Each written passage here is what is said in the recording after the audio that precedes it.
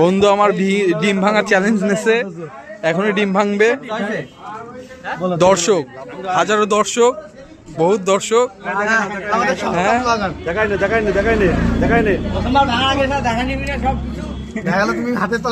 না এই যে আমি ভিডিও করছি ভাই, দেখেছেন তো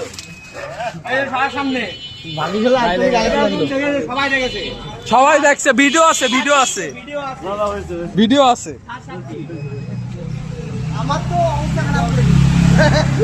তুই বাড়িতে এমনি গোসল করবি আমি জানি, এই জন্য তুই ভাঙছিস।